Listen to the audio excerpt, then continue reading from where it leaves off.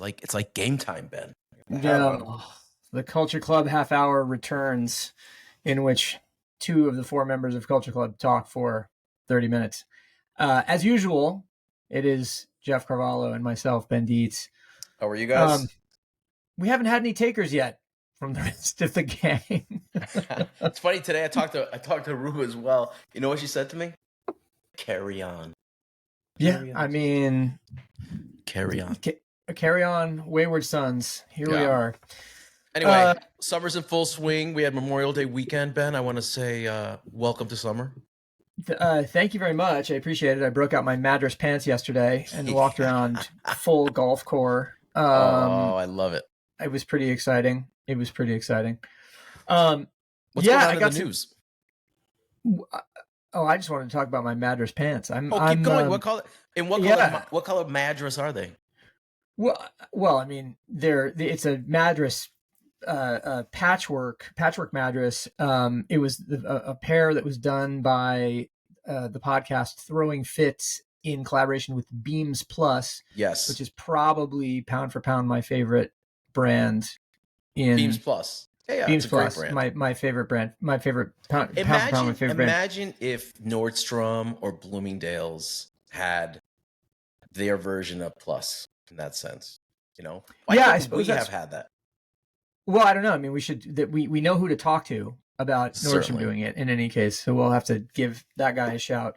But in any case, yeah. So I have these Madras pants that they did as a special collection for Mr. Porter with Beams, and which I got on a very, very deep discount. Which I'm Super. You know, not only do I feel like I look great, I feel very smart when I wear them.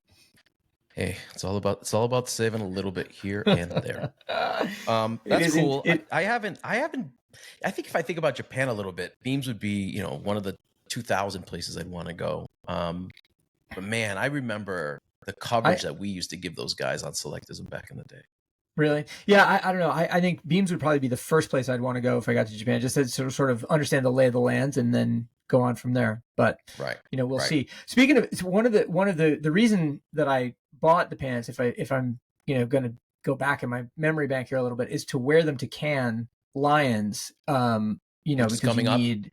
Which is coming up in a couple of weeks, which you need, a special accoutrement for. And Ben, I'm actually surprised that you already don't have a pair of Madras pants to wear. Oh no, I have several pairs of Madras pants, but this was a new shape, a new style. I thought they did a really nice job with the reproduction on the patchwork. So I'm not going to Cannes this year, and so I will not wear them there. However, it does bring to mind an article that you sent me from the Information, advising men on what they should be wearing to, I guess, Silicon Valley conferences or something to that effect. It felt a little bit. And by the way, for those that don't know, the Information is a fantastic tech insider newsletter and website. For the most part, I think it is subscription only.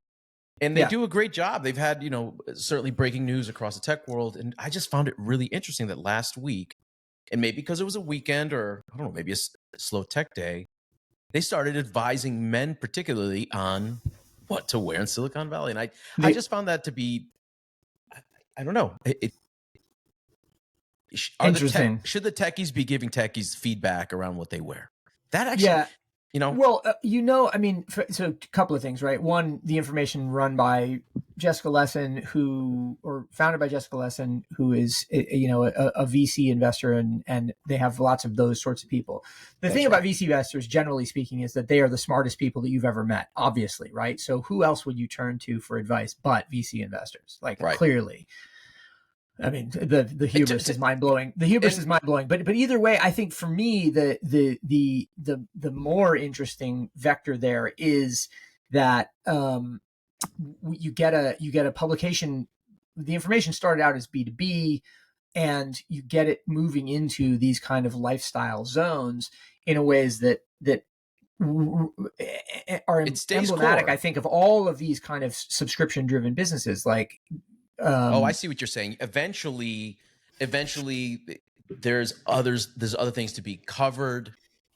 I was going to say, dare I say that they look at this as pedestrian story, but it's not. If you look at the history actually of tech startups and fashion, Jack Dorsey, of course, before he went full gonzo, I think was pretty well known for wearing Tom Ford suits and around town. And fashion is always in some mundane, almost normcore way has been part of tech. But I just get a little scared when the tech guys try to tell me what to put on. I don't know. Yeah, well, of course. I mean, but again, they're the smartest people you've ever met, right? Right. So, I thought you were going to say that Jack Dorsey was like in the comments on "Fuck Yeah Menswear" in 2011 or something Shout like that, out. which would have been pretty funny. I found that book over the weekend because I went to Montreal last week for the C2 conference, creative conference, where we podcasted from, and I drove up with a buddy. You drove? That's cool. Yeah, we drove from New York. And we drove up with a buddy, so we listened to a bunch of podcasts, and we listened to David Marks, friend of the show, David Marks, on Throwing Fits, and I was, how was it? Explaining. It's great. It's really great. Yeah, you should check it out. He name checks a bunch of interesting brands now. He tells the story of how he got to where he is, and Amatora, which is his excellent book, and right. To some extent the new book that he's working on, which is this history of the first quarter of the 21st century. But in any case, I was explaining who the Throwing Fits guys were and how Lawrence had been involved in Fuck Yeah Menswear in 2011. So I dug up a copy of the book in Calhoun over the weekend and had fun flipping back through it and remembering the adventures of Steezus Christ. I love that. I really do love those guys, man. They bring a smile to my face whenever we talk about them. So yeah. Again, check out the story and the information. It's called Life After the Hoodie, a menswear guide for Sun Valley and other networking events. There we go. So we can't be mean, Ben. You cannot have such distaste in your voice. Disdain is the word. I do. I have a certain degree of disdain, just largely because to me, it's the blind leading the blind, and everybody believing that they can see really well. It's sort of nonsensical. Fair enough. It's an Ouroboros of dumbness. Ouroboros. What's going on your side, Ben? Well, I'm about to go out and meet up with a motley crew of former colleagues and marketers across property and real estate, real estate and property, yeah, and alcohol and thought leadership, and it's going to be a very interesting little set of drinks. Cool. But how many people are invited? Excited. I don't know. I mean, it's I don't know, 15 or something like that. I think it's but after that, I'm going to go to a thing at the studio of Lucian Smith, the painter, sure, who was one of the main avatars for what was called zombie formalism, the art movement in contemporary art movement in the 2010s. And Lucian is not somebody that I know, but I talk about him a lot because he does a thing called for the is it For the People? Jesus, now this is an inconvenient time for me to forget the name of Lucian. We're so bad at that. I mean, this is how off the cuff we are, Ben. I'm so far off the cuff. I am. Is his gallery in meatpacking? No, it's not even a gallery. It's literally at his studio. Serving the People. It's called Serving the People. I had For the People in my head, and I knew that wasn't right. Serving the People, which is this really interesting community that he's put together, where essentially like young aspiring artists come together and share information, and he sometimes brings in speakers and does programming, and then out from that, he has launched a few different things. In the NFT era, there was a token, and there was some sort of like Web3 project. That has morphed into an app called Studio, which is a little bit like Arena, if you're familiar. And then he also puts on these live events. And so there's a show at his studio tonight called Handyman. I don't know what that is, but I'm going to go by and check it out. So that'll be fun. Well, worth checking out. Indeed. What's happening in the news this week, Ben? Oh boy, let's scan through the sick newsletter, sick weekly newsletter for a second.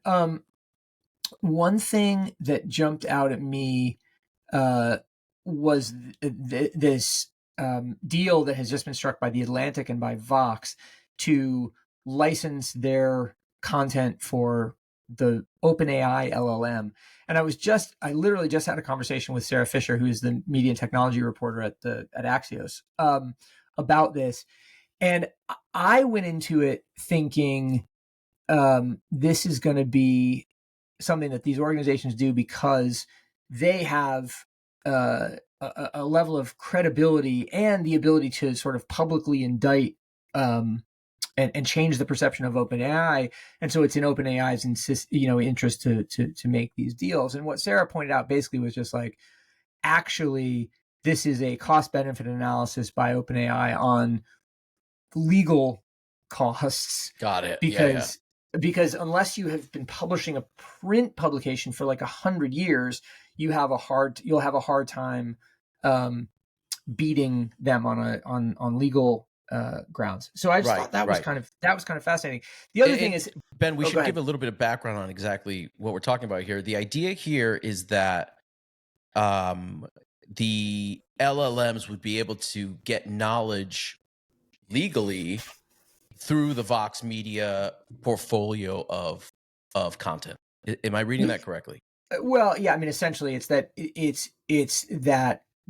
Vox or The Atlantic is granting OpenAI the right to a license to crawl all of its digital content to be ingest into its various large language models or generative AI models.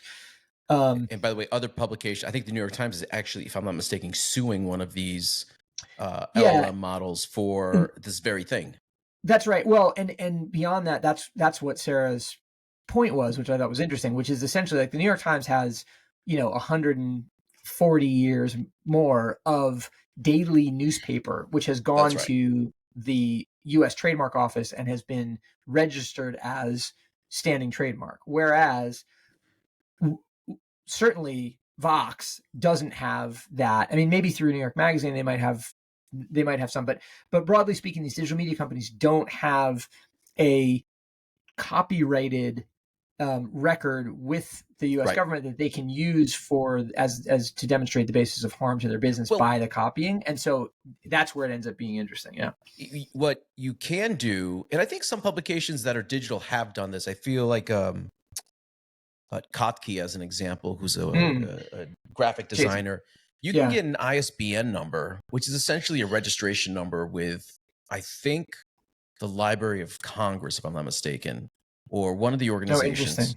Yeah, I'm gonna get this wrong, and certainly it's probably old school ISBN. Let me just double check that. Yeah, it's an international standard book number. It's a book number that you get, and that becomes your identifier, right? Okay. And that's like the first step into qualifying your work for those types of legal grants, I believe. And by the way, no legal advice. I'm not a lawyer, but I do know that, every major magazine has an ISBN number, and certainly a lot of digital publications do as well, but it's certainly not commonplace for people to register their work the way that we used to do it, Ben. Yeah. Well, that's actually really interesting. We should look into an ISBN number for Culture Club Show to, understand the process. I mean, I think that was the fascinating bit about talking to Sarah about all of this is just that when you dig in and you figure out where the real motivations are actually coming from, it changes the tenor of the story entirely. And what's her take? Essentially that it is the media publishers, and I'm paraphrasing, of course, and I have to go back and look at the transcript of the conversation to make sure I don't get this wrong, but that the digital media publishers they don't have a lot of leverage with the big models because of the way copyright law works, and so consequently they are striking deals because they want access to the tools and to potentially forthcoming innovations, and because they're like, we might as well take some money now because we're never going to win it otherwise. OpenAI's has a public relations problem right after the Scarlett Johansson thing, so it is in their interest to get some people on side and be able to point to And let's not forget the lobbying rights dollars holders that they are actually cooperating with. Right, and certainly they lobby pretty hard out there too. It makes me think of just a few things. As you look at, say, Google and the way that we use smartphones to gather information or at least capture it from Google, it was really interesting where you saw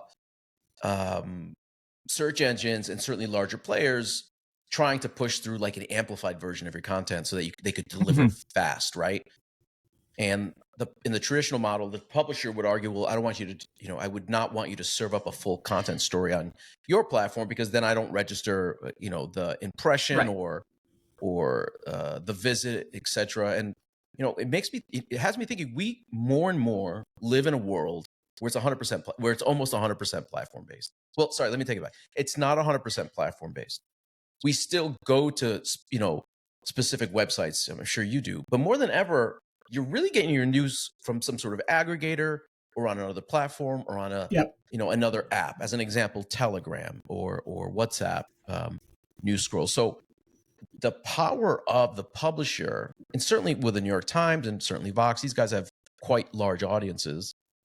They have the power to wheel that around, while others will see it as, a benefit. If you can knowledge base an LLM against CultureClub, and it constantly refers back to CultureClub as that reference point. And if you have used ChatGPT, you know that it does that. It will reference back where it has received information. I think there's quite a benefit to that as well. I think there's a benefit for especially smaller content creators or smaller publications where they absolutely need those eyeballs. I'm excited for it. I think it's cool.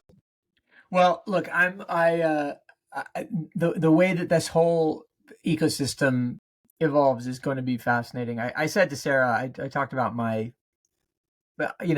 ongoing or evolving thesis about AI just kind of being a machine for more, and the existential concern on the part of media companies, or let's call it, people who operate with the written word, being misplaced, because in fact, all you can do with AI is create more, not create better. That's right. That's a well, wait a second. We're not sure if it creates better yet, but I do get to the point. You're absolutely right. Right now, is it quality over quantity, which has always been, it's not that dissimilar than the game that Vice and High Snob used to play in that sense. But I think the underlying factor is, if you don't have some level of human participation or human ingenuity involved, like, you're not going to get better. You're just going to get more. And which was a point that I think Sarah agreed with, but beyond that is just like, to me, that is the existential kind of the crisis question around it. Right. And listen, we talk a lot about AI here, and I think a lot of journalists should be talking about AI, not just tech journalists that are covering it. But I have to be honest, Ben, I used it, for instance, this week as a research tool, and it was fantastic, because you can ask it finite questions in a way that you could not do with a traditional search engine. Right? Yeah, for sure. So rather than simply asking it to, quote unquote, write me a story or write me an essay, as a search mechanism, it's really super cool. And by the way, I don't know if you've seen this. As long as you're not asking it to make pizza. Right. Because you're going to end up with glue in the cheese. That's disgusting. Stop it, Ben. You know about this, right? Yeah. What a ridiculous. Okay, good. What ridiculousness. I want to make one more point about ChatGPT before we take off. Okay. I asked it yesterday to make me a graph based on some data, and it did. And it did. Sure. And now certainly there's a lot of other tools out there like Quarter and I think it's called Statista, if I'm not mistaken. Statista, yeah. Which, by the way, is a fantastic tool. Okay. Especially for a researcher or an academic like myself and putting together these things, Ben. I'm kidding. But they are, listen, it's a great tool. That's all I would say. I also want to do also one real quick shout out mid-show to the senior graduating class of Marigoni, Miami. Congratulations. Congratulations, guys. I hope your tutelage under Professor Carvalho was as epic as you would expect. That is life. Go ahead. Well, okay. So, Jeff, other than graduating a class of design and marketing students into the world. What else has been going on down there? I think down here Yeah. it's always Tech Week, and I think we're about to Yeah, launch sure. another Tech Week. But overall in the news, I think there was one really interesting story regarding Trump, and we always know there's a tremendous number of stories. The guy's a genius at storytelling. Yeah, I I can't mean, believe I said that. Regardless, he was on stage, and I don't know where he was, but he started calling out some really interesting stuff that I think touched crypto enthusiasts big time. I mean, he yeah. basically said he would not allow for for Janet Yellen or Elizabeth Warren It was rather, Elizabeth Warren. Yeah. Elizabeth Warren to not touch your crypto, right? Or not touch your Bitcoin specifically. And it really is amazing the number of people that have come out of the woodwork and said, okay, now I'm paying attention, right? So is he pandering? I don't know. He does a good job of pandering. The guy doesn't. I mean, he has never said anything that he actually intended to be true. It's like things become incidentally true later, but not through any effort of his. He just says shit. I don't know. I mean, I look. I am a free market thinker. I'm into that, all of that stuff. I just think like putting your money behind that horse is not going to pay off the way you think it will. It might pay off, but it's not going to pay off the way you think it will, and the lack of predictability is the problem. We'll go off your crypto thing as a jumping off point. So there's a story in Jing Daily this week about how Balenciaga and Hugo Boss are banking on Web3 to boost customer loyalty. I saw that story. And it's interesting because it's basically Balenciaga has launched NFC, not NFT, NFC connected merch. And Hugo Boss introduced a Web3 powered loyalty program, while Adidas is also tapping the Apple Vision Pro at its Seoul store. Now, Jing Daily covers mainly the Chinese market and particularly the sort of high end luxury sector. So this is to some degree a niche story, but the thing that struck me about it was that these are terms that we have heard relatively infrequently over the last year anyway. Right. And it's funny that it's sort of like bubbling back up. It certainly in has from the speculation component, yes. And it's interesting to see Hugo Boss jump into the space. Well, not jump in, but work to build this loyalty program. The Balenciaga idea was eventually going to come, and we already know that a tremendous number of brands NFC their clothing already. Bottega, as an example. But I think there's a lot. And by the way, while Hugo launches theirs, Starbucks shut theirs down. They had an Odyssey project. Yep. And you got to shout out the copywriters at Starbucks Odyssey for fantastic copy at the beginning and at the end, where they sunset this because it was just a project, right? They sunset it because it wasn't a product. It was something that they were testing in that sense, which I found quite interesting, right? So it almost gives them.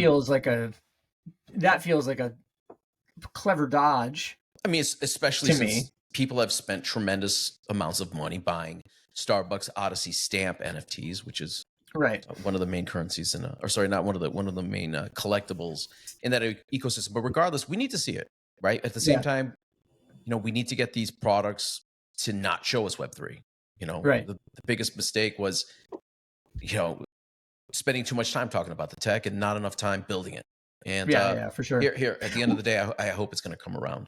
So it's funny. That. I mean, the idea of it being a project, not a product, and that was very clear. Yeah. Well, it's just what I was going to say was it's in keeping with another story. Speaking of Axios, where my Sarah, who I mentioned earlier, is one of the sort of founding contributors. They wrote a story about how limited time offers like IHOP's blue raspberry pancakes tied to the movie If, Chipotle's chicken al pastor, and Burger King's 70th anniversary birthday pie slice are reinventing the restaurant industry. And the reason I think this is an intriguing one is that with all of the downward price pressure on fast food in particular because of inflation, the idea that menus start to become messaged entirely as limited time items as a means to drive demand and create occasion is kind of a fascinating one. The truth of the matter is that fast food, they swap in items constantly anyway. Right. But now somebody has caught to the idea that if we say this is a limited time offer, that people will react to it more. So pretty soon we're going to have everything be limited time offers. And we saw what happened when footwear went that way, right? Mm-hmm. It was one big difference. Of course, we all need to eat. And I'm not suggesting that McDonald's is the best food, but we got to eat. But it is a great place, right? Again, I love McDonald's as a business and as a marketing opportunity, because it shows up in essentially every market. It doesn't matter how rural you are. You likely have a McDonald's within, I don't know, 20 miles of you, if not closer. And for a consumer who may not have, the means to travel as much, you need to bring, quote unquote, the culture, the things to them, right? We've talked about the Travis Scott work. We've talked about Cactus Plant Flea Market and all the other really cool projects that were not just available in a few stores. They were available in every McDonald's, right? And there's something to be said about that. But McDonald's knows, I know for I think if you think about the modern day, she probably would agree that the Grimace Shake, which was the celebration of Grimace's birthday, sparked a lot of conversation inside of McDonald's as to, how do we celebrate what we have internally? Yeah. And how do we use it, as you said, to message for more companies or more stories? Look, I was going to say that I am not a fan of McDonald's except for the marketing, which I think they do very well. And they do a great job. Yeah, they use Wyden very effectively. They use partnerships very effectively. Tariq Hassan, who's a friend, full disclosure, is, a great kind of marketing leader. But the other thing that I wanted to just quickly point out on the topic of limited time offers, I had the first limited shoe drop envy that I've experienced in a long time this week. Yesterday, in fact, the ASICS Studio Nicholson Quantum 360 V8. Have you seen this? So Studio Nicholson is run by this woman, Nick Wakeman, in London. They are in that same sort of workwear influenced drapey silhouettes influenced by by Margaret Howell, but now the Evan Kenori as a American as a domestic analog. Contemporary. Exactly. So, but they made a pair of the ASICS Quantum 360 V8s, and there are only 100 pairs of them, and I looked at them and I was like, "Fuck, I'd really like those. Those are really great. I'm never going to get them." And for those that really like them, and for those that haven't seen it, it is a full black model with the ASICS. I guess their logo, whatever their logo is, whatever they call it. I'm sure they have a name for that, but we don't know what it is.